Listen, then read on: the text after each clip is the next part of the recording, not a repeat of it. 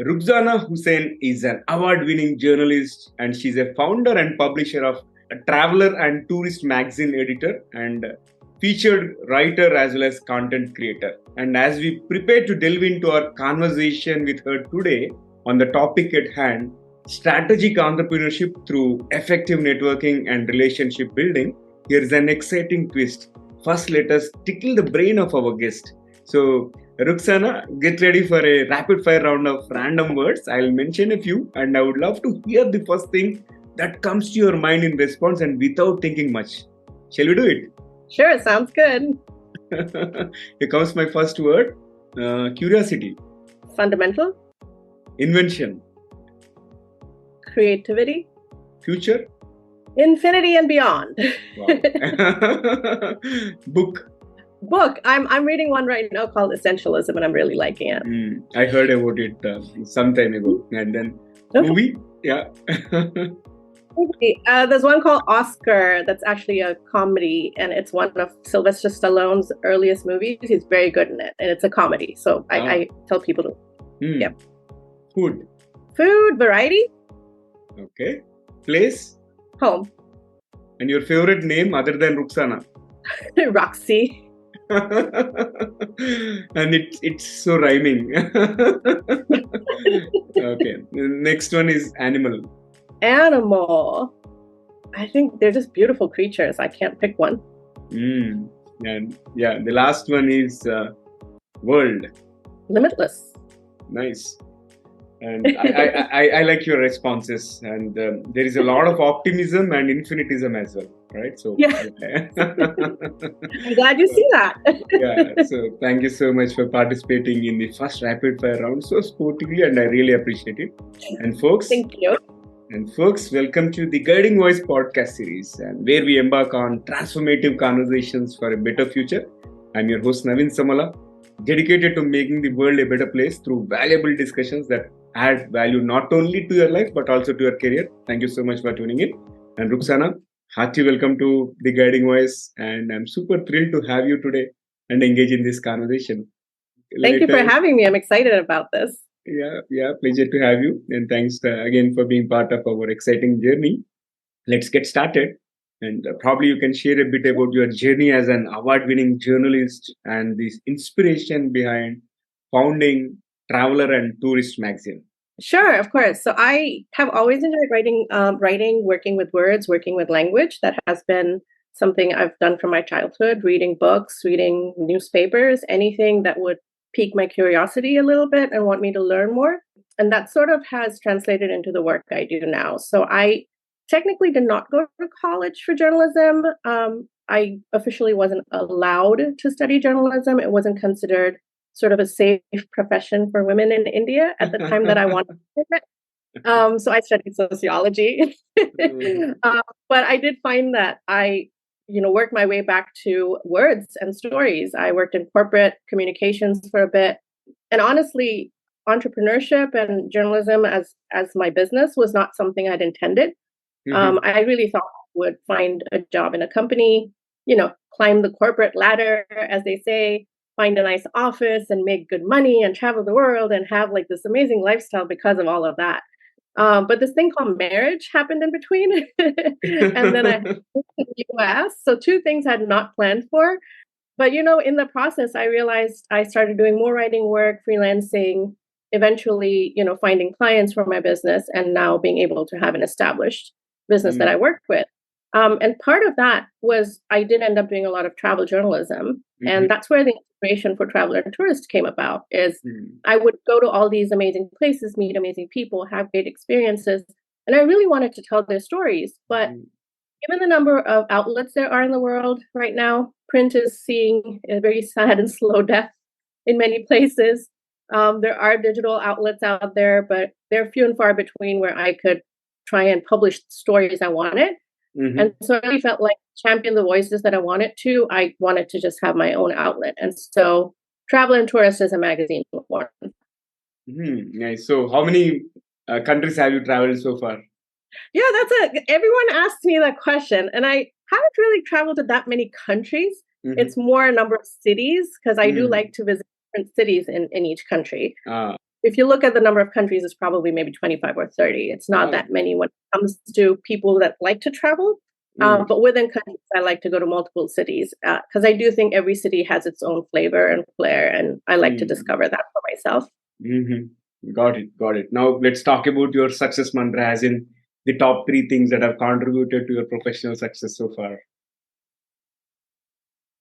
Do something, I will figure it out. Organization, I think that's very important if you're going to be working for yourself. And focus. I think focus is very important to know what your next step is. Yeah. Nice, nice. And then, what does this entrepreneurship mean to you, and how has your entrepreneurial journey evolved over the years? Yeah, it's been quite a journey, that's for sure. I will say for me, entrepreneurship was a choice I was able to make, so that was important. And it allows me a certain freedom with what I do in my work, who I work with, what projects I take on, and so that independence is very important for me to have that variety of work, and to have something that I wake up every day to that I'm enjoying, I'm ready to do. That's very important for me. And I know when I'm not enjoying something, because when I get up in the morning, I'll be like, oh, not today. Yeah, that's not a project I want to be on. So when you're doing that, that's a good sign. It's like, yeah, this is probably not the one for me. But I will, coming to my journey, I would say that it's been a bit of a trial and error to the US, not knowing much about even wanting to be an entrepreneur, leave alone how to run a business in the US. So, it started from even basic research of how do I set up a company to now being one that I've had about 10 years, It's interesting because when I first got here, I couldn't work. Legally, I wasn't allowed to work because of my paperwork. But what do you do when you have 2 years, 3 years that you're not going to do anything? So I volunteered my time. When I could work, it was our 2008 fabulous recession that we had, so nobody was hiring. And now where do you go when you can work, but nobody wants to hire you? So then I had to take on multiple part-time gigs to figure out, what my next step should be. So it's been a bit of a, like I said, trial and error, trying to figure out where I fit and what my business can be and how I can in that business. So it's taken some time, but here we are. No, you reminded one important point here, for especially those who want to be an entrepreneur, it need not be, you have to take a plunge when you have 100% clarity, but trial and error works. I think you're the perfect example, and great conversation so far. And now let's talk about the unique challenges that women face in the world of entrepreneurship, right? So can you highlight some of these challenges and share your insights on how to overcome them? Sure. So I will come at this from sort of my unique situation where my entrepreneurship journey sort of started in the US. So, first of all, I hadn't planned on being an entrepreneur. So that mindset change was a big one for me. I did not have, sort of a network here in the US where I had gone to school and I had school friends I could reach out to, or I've worked here and had work friends that I could network with. I didn't have that. So I had to start from scratch. So I would say one way I was able to sort of address that was by volunteering my time. So I volunteered in different places. I made contacts. I tried to learn from people how things work in the US. And that was sort of my introduction to the corporate world here, right? And then another one was through actual networking. That's actually something they don't teach you in school. Yeah. It's such an important part, irrespective of whether you're an entrepreneur or you're in the corporate world and you want to, go up that ladder. They don't teach you networking. So I had to learn how to do that. Again, trial and error. How do I go to a networking event? How do I make sure it benefits me? How do I, you can't just enroll in a networking event and believe that that's going to work for you. You have to participate to know what you want from it, to know that you will take full advantage of it. So I think that's another challenge that women face. We're not taught networking and we don't know the value of it until we do it the right way. And I think I'll say one more is resources. I did not know what resources were available to me. So a lot of times I was working in a little bubble. If I'm a woman entrepreneur and I don't know that there are women's entrepreneurship networks out there that I can reach out to and connect with and learn from, what am I going to do? I'm going to sit here and work on my own. And so networking again taught me that, okay, there are these connections I can make. There's these relationships I can build. I can ask one person to introduce me to another person, and I can learn from that. So I think those are very big challenges that women face. And it's really nice when you're able to address that. So I would say those are the top ones for me. So again, this is another powerful piece that I came across from your conversation. One is about not everything is taught in school, right? So especially when you start your entrepreneurship, you start learning a lot which is not taught in school. That's why if you are an entrepreneur, even though if somebody doesn't make success or doesn't make money, they are kind of hired like a hot cake because they get an experience of every possible field that is required to run a company. Good Very one. true. Very Yeah. true. Now let's move forward and talk about the networking part again, which has played a crucial role in your journey. And initially you had struggles, you didn't know how to network, right? But in general, networking today has become more than important ever in the history, right? So it is considered as a crucial aspect of professional success. And how can individuals, especially women, effectively network and build meaningful relationships in their respective industries rather than going with the transactional? Because today we are looking at people getting into transactional. Okay, I want this one, and that's why I want to network. And once they are done with that particular activity, they stop responding. I have seen in my own case, like people come to me, they get hosted, and once the episode is released, they not even respond to me. And I can absolutely feel your pain because I have been in that same situation. Transactional, that's a very good word you use because that has become what our Yeah, communities are now. It's yeah, everything is so fast. Everything is what do you have for me that I can take from you? And I again, it comes a lot down to that mindset change that you need to have. So I would say for women starting out and wanting to do better, look at networking as an investment in yourself. And I think once you do that, that transactional mindset will sort of go away.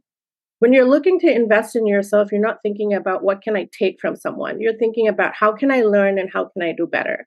And I think that is a very big one. It takes some time. Not everyone gets that mindset correct. It takes a few tries because it's very easy to fall down the rabbit hole of what can I get out of the situation? How can I move forward? And that's the end of it, right? So for women, I'd say start from your industries, wherever you are, whatever industry you're in. I'm sure there are membership organizations that you can be a part of. Go in with an open mind and go in knowing what you want from it, right? It cannot just be I'm here for getting hired for the next project and that's it. Hmm. It Yeah, has to be a long-term relationship because your investment in yourself is a long-term relationship. yeah, It cannot be one time and done thing. So look for industry organizations where you can have that long-term relationship, where you can network to build long-term relationships. And it goes both ways. Whatever you yeah, get out of it, you're going to have to give back too, yeah. to make sure you make a difference for the next person that's in your shoes, honestly. Hmm. And there will Hmm. be many that are in your shoes. And I think the second one I would say is for women, especially coming from a South Asian background, it's very difficult sometimes to network with men in the Hmm. room. Hmm. One is your background, your social upbringing, your cultural upbringing. There are always been lots of situations where women typically are in one center of the house and men in another. Even colleges, I went to in India, a girls' college is where Hmm. I graduated out of. So when you go for 3 years of college and all you're seeing is women and all you're interacting with is women, and then they throw you out into the working world, and now suddenly you have to walk in the room with 5 men. You could possibly be the only woman, Yeah, who is the accountant in the company with other accountants. indeed. How do Yeah. you voice yourself confidently, right? Those are important things. And I think networking will teach you to do that if you do it effectively. Hmm. So I think that's something that women need to also look at. And I think the other, I guess, just one more thing that I would say is if you're not comfortable doing in-person networking, online networking is an option. LinkedIn Hmm. is an amazing place for you to practice that. So if you are not comfortable doing it in reality, in actual situations and events, do it online. Send out introductions. LinkedIn Premium is amazing. It is a paid service, but it has a very robust search. And I'm not getting paid by LinkedIn to say this. This is just something that I do. I love it, and I tell people about it. It helped me greatly when I was trying to do a certain amount of networking for my business. I was Yeah. able to search really well the individuals I wanted to connect with. I was able to send them direct Hmm. emails, asking for their help with something. And the most important thing is the words that you use. I would say use words like partnership or collaboration, or how can we assist each other. Yeah. Don't go in there and say, I am this person with this much experience. What do you have for me? That's not going to work. So all of that to say, yes, there's I can do a whole other episode just on this, but I hope those were helpful. Absolutely. And apart from LinkedIn, these days we also have platforms like Lunch Club, I think, which is a global platform. And for those of you who are tuning into this episode from India, coffeemug.ai is another beautiful platform for networking, right? Because it does a lot of profile matching through artificial intelligence based algorithms. And I have personally benefited out of these platforms, talking to numerous people, and in fact I've hosted about 50 to 60 people whom I met on Coffee Mug and Lunch Club. Oh, it's fantastic. I love when I hear those stories. It's amazing. And now it's the time for you to share your success stories where networking played a significant role either in your career or in the careers of women that you have encountered. Gosh, there's lots of stories, but I can speak more to my experience just to keep this short. I know this time is of the essence. But I will say, like, in-person networking, just starting out in my career, when I first started doing freelance writing, I had started, cold emailing PR people, introducing myself, saying, hey, I'm so-and-so. I cover these beats. If you have clients in these areas, I'd love to know about them. I get invited to a PR event, and the PR person connects me with another editor that's there from a different magazine and says, hey, why don't you speak to this lady? She is an editor with an outlet. Maybe there's something you guys can do together. Sure enough, I go speak to the editor. We make a connection. We connect outside of the event. It ended up being where I worked with her for a very long time. I started out as a writer with that outlet. And eventually, thanks to that editor's referral, I was able to be an editor with other editions in that same magazine family. So it wasn't a one-time project. It was a relationship that lasted for a few years. And that's one beautiful way that networking works, is just the referrals and the recommendations you can get from people. And then I'll say, talking about online networking, right? I'm a writer. I'm a member of a couple of different writing groups. There's one for women that I have online. We're just writers that meet every once a month or so. We network. We say, hey, I have this issue. You have a solution for me, or I have this editor looking for this. Can I help you with that? And then we had a member in the group that decided to share. She had this opportunity. She wasn't able to take it. Was there anyone else available? And I thought I was a good fit. And sure enough, she made that introduction. And the next thing you know, there is not just one assignment, but multiple assignments with this editor. So again, this is a person I've never met in real life. This is just a contact I know from online networking. But it was nice that they had an opportunity and they were able to connect me to the person that they were in touch with. So again, a great story of networking. Sometimes the results are not immediate. It might be months or years in the making. But it does pay off eventually. I do believe that. Yes. Yeah, indeed. I came across two people who have been part of my success so far, and it did not begin as transaction. I also don't believe in transactions, and for me, it's a kind of lifelong association where we can add value in each other's professional and personal lives. Right, that is how I take it, and I would like to highlight about two people here. One is Subha Lakshmi Narsimhan, and the other one is Kavita Garla. These two ladies were amazing. They have become kind of linchpin of my podcast. Like, they have connected me with wonderful people across the globe, and I really want to convey my regards through this occasion. Now that you're talking about the networking and how networking plays a vital role. Good one. Great conversation, RUKSANA. Well, I hope you'll connect me with them when we're done with this. Absolutely, I would connect for sure. and for the aspiring entrepreneurs, like, what self-help strategies or practices have you found most valuable, especially in terms of maintaining resilience and motivation during tough times? And when I say tough times, in my opinion, initial 3 to 4 years until you gain traction, until you start making money, those are the tough times to begin with. Afterwards, also you will get. But with that particular thing as a disclaimer, so probably you can share your thoughts. Yeah. Yes. The first few years are the hardest. It doesn't get easier, by the way. You're going to continue to see challenges.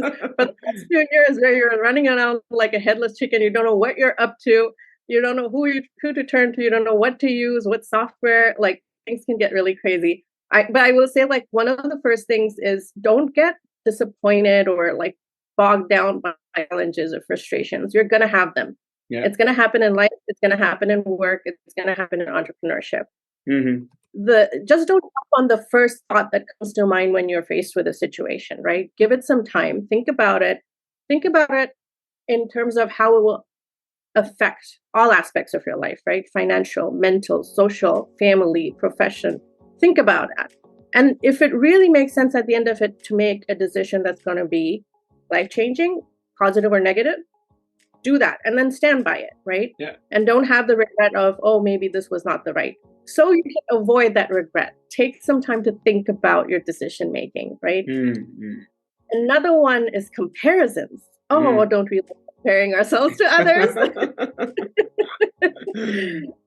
And what does that lead to? That definitely leads to some disappointment. How did they get the project that I applied for? How did she already have 5 websites and I can get one up? What I would say is try to train yourself to not look at that as a negative and see what you can get positive out of it, right? What is the reason they have 5 websites? Did they delegate some work to somebody? Are they using software that helps them, replicate this? Learn from them, and then learn how to make that your own, right? So take the lessons from what they're doing good, better than you clearly, and having success, and then learn how to apply that to yourself. Again, it's going to take time. I didn't learn this in the first year of business. It took me 5 years before I figured this part out, but it's going to take time. And then this mistake, I think everyone makes as an entrepreneur. We're so excited to jump into it. We forget to build a schedule for ourselves because you think, gosh, I can work 8 hours for myself and I can make money. It will be amazing. You end up working 18 hours sometimes if you don't build a schedule. So put yourself first. Build your personal schedule. You need to be able to take weekends off. You need to be able to take vacations. You need to be able to go to a doctor's appointment without having to delay it for 2 months because you think you're on this project that you're going to lose money from. And then, build everything else around that. And you know what that does is it gives you an actual true idea of the number of hours you can work every day. And then you can build your business based on that. And you can charge what you need to based on the hours and what you need to make a year for you to be able to sustain that. And I think a lot of us don't do that planning and we just jump into it. It's like, oh, this person pays me $5,000 a month. I can work with that. You forget that there's a lot of other things you're going to have to spend on now as the entrepreneur, the boss of the company. You're going to have to spend on a lot of things. That 5,000 isn't taking you very far. So definitely put yourself first and build your schedule out. Good. So on that note, maybe let us extend this to the balancing the work-life balance, and especially women who struggle with work-life balance. How can they strike balance between successful professional journey while having a good personal life as well? Because life is not about only entrepreneurship and career, right? Life is meant to live. Yeah. So here's the thing. Work-life balance is probably the wrong phrase because you're talking about work versus life. And work isn't an alternative to life. It's part of life. I've heard this term work-life integration from another female professional I've met. And I think that's a better term to use. Because just like I shared, a little bit before this, you have to learn to integrate your work schedule into your life schedule. So I think work-life integration is the better term. And I think women can definitely achieve that. It will take a lot of fine-tuning and it will look very different for the years that go by that you are in business because your priorities will change professionally and personally. But I think it's very possible to integrate work into your life for it to be successful. And I think part of that is putting yourself first, knowing to ask the questions you need to ask, making yourself a priority. Because if you're not there in your business is not running. Right? So you need to be in your best shape for your business to be in its best shape. And that means that integrating well. So take the time you need to invest in yourself, socially, professionally, personally, health-wise, make that time. And then that will show in the health of your business.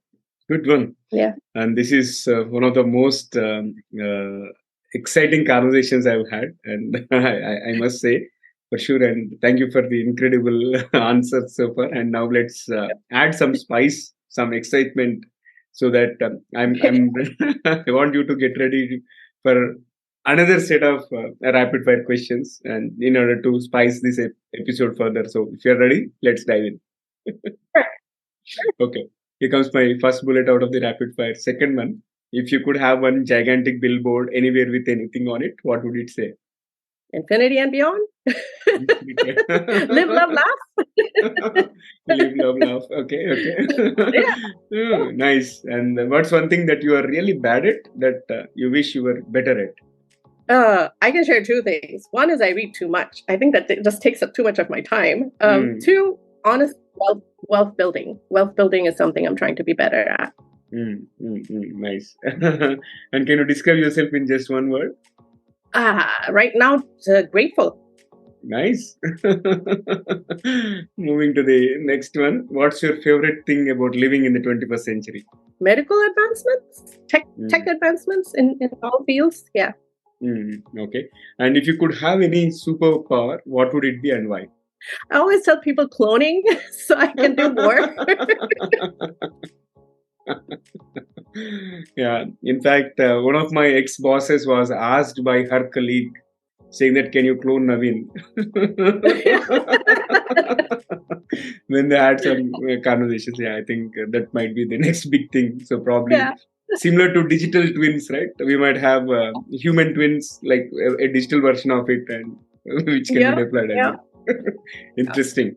And with that, let me fire the last bullet, the last one. What is one electronic gadget or a fantasy gadget that you would like to see or invent yourself?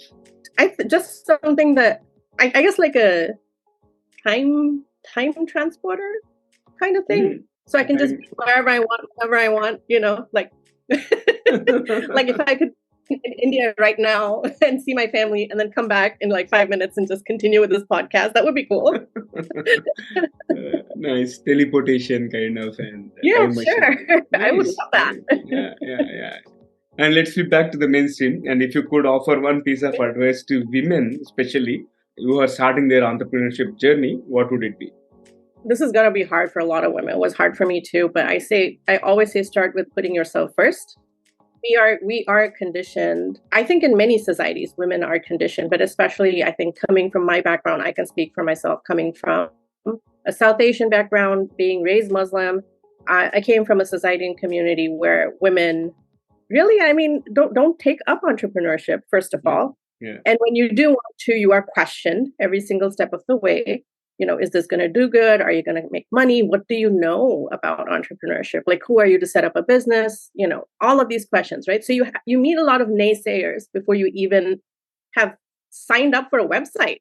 Even like the number of people that will make you self-doubt your own like thoughts. So I definitely say put yourself first. It's very difficult to do, but you can definitely do it, and learn to ask for things, learn to negotiate, learn to build resources that will benefit you. Because again, what we end up doing in business is what we do in our personal lives is we give a lot, and we question ourselves before we ask for something. And I've seen our mothers do it. We've seen our grandmothers do it. We've seen our aunts do it, our cousins. And that's, the behavior you see around you is the behavior you end up reinforcing, right? You're conditioned with that, even if it isn't what's put in your face. You see it all around you, and that's what you do.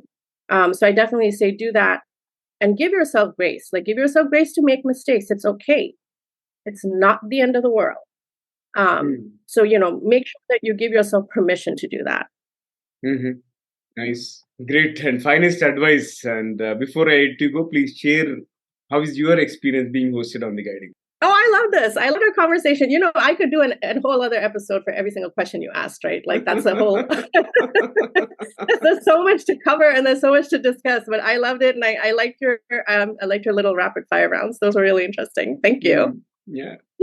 Most welcome. And I'm not trying to put you on spot, but if at all anyone from your network has to be hosted on The Guiding Voice, who would it be? If you want, you can share it now, or else we can take it offline. I will actually share her name with you. Her name is Komal Kapoor. She is here in LA. She is another female entrepreneur who is a professor in PR and communications, I believe, but she also has an amazing new venture called Speaker Post. And I was going to introduce her to you after we did this call, but it is basically a website that brings together education institutions and experts in different fields to mentor and provide expertise to students who are looking at those different fields as options. So I think she'd make a great addition, and I'll definitely have you guys connected offline when we're done. Wow, thank you, and yes. Really appreciate your time and all the insights that you have shared on the Guiding Voice, and really means a lot.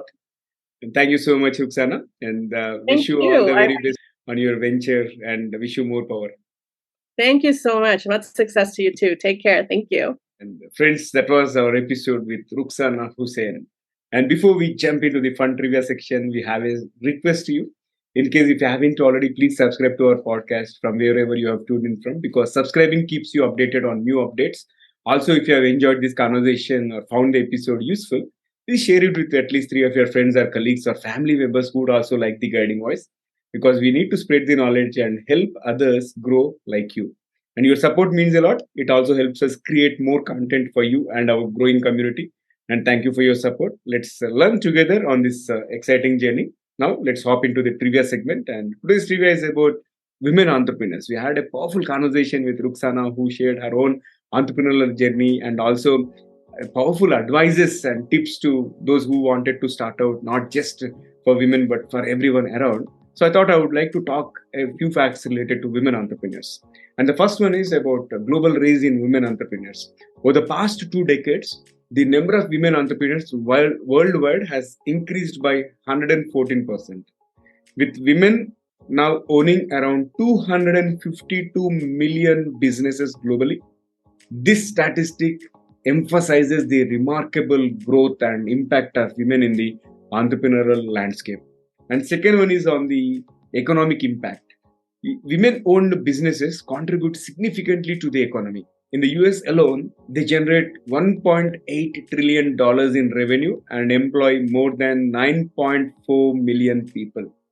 And this statistic also demonstrates the substantial economic influence of women entrepreneurs. And third one is about innovation and patents. Women entrepreneurs are increasingly contributing to innovation. And if you look at stats belonging to 2019, women accounted for 31% of all new entrepreneurs who filed for patents in the United States. And this also highlights the growing role of women in driving innovation as well as technological advancement. So if you have come across any powerful women entrepreneur who can inspire our audience, please let me know, and also share what you like most about them. Maybe in the form of YouTube comments if you're watching this video, or if you have found this episode on social media and listen to this either on Spotify or Apple, you can reach out through social media. So that's it for today's episode, and thank you so much for tuning in and also for being part of our awesome community. We would love to hear from you.